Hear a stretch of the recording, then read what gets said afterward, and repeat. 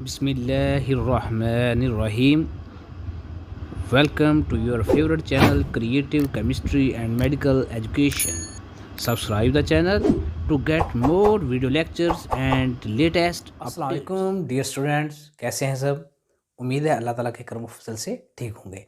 तो आज हम अपना नेक्स्ट बड़ा ही इम्पोर्टेंट लेक्चर पढ़ने जा रहे हैं, जो कि एग्ज़ाम में भी मुतअद्दिद दफ़ा बल्कि बहुत दफ़ा आ चुका है। बहुत कम ही कोई ऐसा चांस होता है जिस एग्ज़ाम में ये क्वेश्चन ना आया हो। तो बहुत इंपॉर्टेंट क्वेश्चन है, तो इस वीडियो को एंड तक मुकम्मल अच्छी तरीके से देखें ताकि आप लोगों का कंसेप्ट क्लियर हो जाए और आप जैसे ही एग्ज़ाम में ये क्वेश्चन आए तो लिखने के काबिल हों। तो यहीं पे आप आज याद भी कर लेंगे। तो वो दोस्त जो नए हैं वो चैनल को सब्सक्राइब कर दें, और अगर आप लोगों को वीडियो अच्छी लगे तो इसको लाइक लाजमी कीजिए। तो चलें स्टार्ट करते हैं। क्वेश्चन है what is difference between vaccine and serum. एक मखसूस चीज़ें होती हैं, जिसे एक का नाम है वैक्सीन, एक का नाम है सीरम, जो कि ट्रीटमेंट के तौर पे यूज़ होते हैं। तो वैक्सीन और सीरम में फ़र्क क्या है, आज हम ये पढ़ने जा रहे हैं।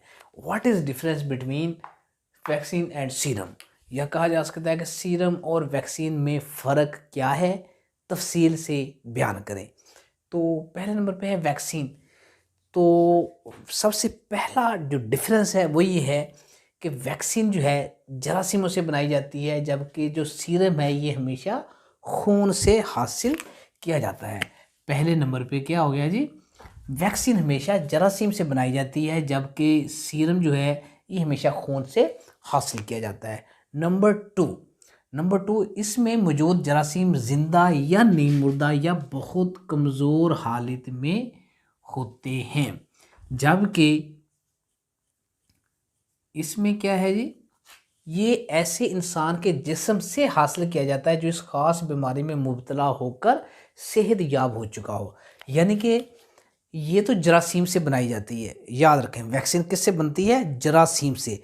यानी कि जरासीम या तो ज़िंदा होंगे या नीम मुर्दा होंगे या बहुत ही कमज़ोर होंगे, तो उन जरासीम से इसको तैयार किया जाएगा। और उसके बरक्स सीरम क्या है कि ये सीरम जो है ऐसे इंसान के जिस्म से हासिल किया जाता है, वो इंसान जो इस ख़ास जरासीम और इसकी बीमारी में मुब्तला रहकर सेहत याब हो चुका हो। तो ये आजकल इसका वो बड़ा ट्रेंड भी चला था कि कोरोना के दिनों में जब पहली स्टेज दूसरी स्टेज आई थी, पहला उसकी लहर या दूसरी लहर आई थी, तो कोरोना की मर्ज़ में यानी कि रहने वाले जो मरीज़ थे, जिनको कोरोना वायरस हो चुका था, कोरोना का मसला हो चुका था, वो जब उससे सेहतयाब हुए तो फिर उन्होंने अपना जो ब्लड से, याद रखें ये सीरम हमेशा खून से निकलता है, खून से, तो उन्होंने अपना खून सेल आउट करना शुरू कर दिया, और ये एक बाकायदा बिजनेस बन गया था, सिर्फ इसी वजह से कि सीरम जो है खून से ही हासिल किया जाता है और ऐसे इंसान के जिस्म से हासिल किया जाता है जो इस खास बीमारी में मुब्तला होकर सेहत याब हो चुका हो। मिसाल मैंने आप लोगों को दे दी कि कोरोना वायरस के दिनों में, कोरोना वायरस में वो जो मरीज़ मुब्तला होता था और सेहतमंद होने के बाद उसको उससे सीरम हासिल किया जाता था। इसके बाद तीसरे नंबर पे कि वैक्सीन का जो असर होता है देर पा होता है। वैक्सीन का असर आहिस्ता आहिस्ता शुरू होता है और देर पा होता है, जबकि सीरम का असर फ़ौरन होता है। आहिस्ता आहिस्ता नहीं होता बल्कि इसका असर फ़ौरन होता है। ये तीसरा मेजर डिफरेंस है। चौथे नंबर पे क्या है जी, चौथे नंबर पे हम देखते हैं कि हाँ जी, चौथे नंबर पे है कि वैक्सीन के ज़रिए जिस्म में आहिस्ता आहिस्ता क़ुव्वत मुदाफ़ियत पैदा होती है। क्यों? क्योंकि वैक्सीन का असर देरपा होता है, और मैंने बताया कि वैक्सीन का असर आहिस्ता आहिस्ता होता है। आहिस्ता आहिस्ता असर होगा और उससे क़ुव्वत मुदाफ़ियत भी आहिस्ता आहिस्ता ही पैदा होगी। लेकिन सीरम में क्या होगा कि इसमें तैयारशुदा क़ुव्वत मुदाफ़ियत फ़ौरन जिस्म में दाखिल कर देते हैं। इसका मतलब क्या हुआ, फ़र्क को समझें। इसमें जरासीम को डाला था और जरासीम के ख़िलाफ़ बॉडी में एंटीबॉडीज़ प्रोड्यूस हुए और क़ुव्वत मुदाफ़ियत पैदा हुई, और वो क़ुव्वत मुदाफ़ियत कैसे पैदा हुई, आहिस्ता आहिस्ता हुई। लेकिन इसमें क़ुव्वत मुदाफ़ियत पैदा नहीं हुई।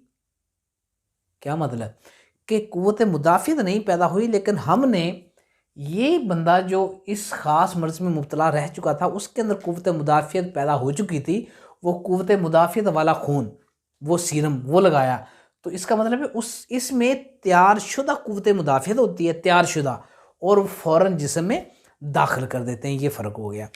इसके बाद है जी 5वें नंबर पे कहता है कि जब हम किसी मरीज़ को वैक्सीन यूज़ करवाएंगे तो इसकी वजह से स्किन एलर्जी हो सकती है, जल्द के ऊपर ख़ास किस्म की एलर्जी जिसे हम स्किन एलर्जी कहते हैं, तो स्किन एलर्जी हो सकती है। लेकिन सीरम में एलर्जी नहीं, यहाँ पे बहुत बड़ा इशू पैदा हो जाता है। क्या इशू पैदा होता है जी? इसमें इसकी वजह से एनाफाइलैक्टिक शॉक हो सकता है।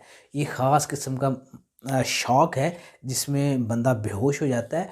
तो ये बड़ा सीवियर किस्म का शॉक होता है, रिएक्शन होता है। तो ये रिएक्शन के तौर पे जब सीरम से बॉडी में रिएक्शन हो जाए तो रिएक्शन के नतीजे के तौर पे एनाफाइलैक्टिक शॉक हो सकता है। इसके बाद नेक्स्ट डिफरेंस है कि इसकी वजह से दिमाग की सोजिश, यानी कि इसको इंग्लिश में कहते हैं एनसेफलाइटिस। क्या? एनसेफलाइटिस, वो भी दिमाग की सोजिश हो सकती है और आसाब की सोजिश यानी कि न्यूराइटिस हो सकती है। वैक्सीन जब लगाएंगे बॉडी में तो वैक्सीन की वजह से एनसेफलाइटिस भी हो सकती है जिसे दिमाग की सोजिश कहते हैं, और न्यूराइटिस भी हो सकती है जिसे हम आसाब की सोजिश कहते हैं। लेकिन सीरम में क्या होगा? सीरम में इससे एक ख़ास किस्म की बीमारी पैदा होती है जिसे हम सीरम सिकनेस कहते हैं। क्या कहते हैं? Serum sickness. इससे ख़ास किस्म की बीमारी पैदा होती है जिसे हम सीरम सिकनेस कहते हैं।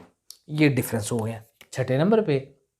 इसके बाद 7वें नंबर पे क्या है कि इसमें एंटीजन होती हैं, यानी कि जरासीम है ये बजाते खुद एंटीजन के तौर पे काम करते हैं।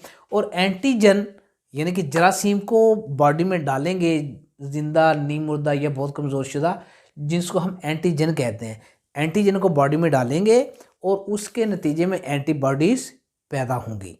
उसके नतीजे में एंटीबॉडीज़ हमारे जिस्म में पैदा होंगी, और जब जिस्म में पैदा होंगी तो क़ुव्वत मुदाफ़ियत भी आहिस्ता आहिस्ता पैदा होगी। ये सारी बातें, ये सारे पॉइंट हैं आपस में मिलते जुलते हैं और इनका एक दूसरे के साथ लिंक है कि एंटीजन, इसमें एंटीजन होती हैं जो जरासीम से बनाई जाती हैं, कमज़ोर, नीम मुर्दा या बहुत कमज़ोर, तो इसका असर भी देर से होता है और जरासीम से क़ुव्वत मुदाफ़ियत आहिस्ता आहिस्ता पैदा होती है। ये पांचों पॉइंट्स आपस में मिलते जुलते हैं।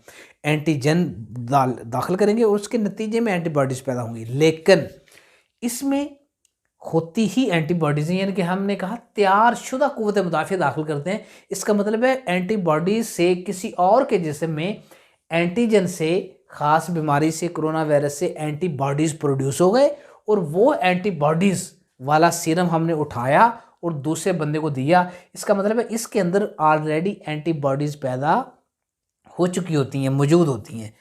तो ये बड़ा इंपॉर्टेंट डिफरेंस था कि इसमें एंटीजन्स होती हैं और एंटीजन जब बॉडी में दाखिल करते हैं तो बाद में हमारे जिस्म के अंदर एंटीबॉडीज़ प्रोड्यूस होती हैं। इसमें तैयारशुदा एंटीबॉडीज़ होती हैं जो हम एंटर करते हैं।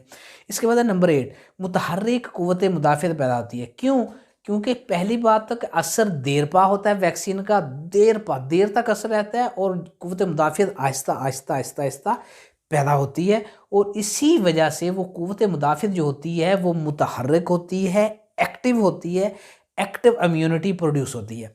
लेकिन इसमें इसके बरक्स है, इसमें क्या है? इसमें गैर मुतहल्लिक पैसिव क़ुव्वत मुदाफ़ियत पैदा होती है। वजह क्या है कि इसमें पहले ही जरासीम से एंटीबॉडीज़ पैदा हुए थे, उसको डायरेक्ट हमने जिस्म में दाखिल कर दिया, और जिस्म में दाखिल करने से उसके अंदर क्योंकि एंटीबॉडीज़ थी तो उससे क़ुव्वत मुदाफ़ियत जो पैदा हुई वो पैसिव हो गई, इनएक्टिव हो गई, गैर मुतहर्रिक हो गई, एक्टिव नहीं थी, क्योंकि इसमें एंटीबॉडीज़ थे, इसमें एंटीजन थे।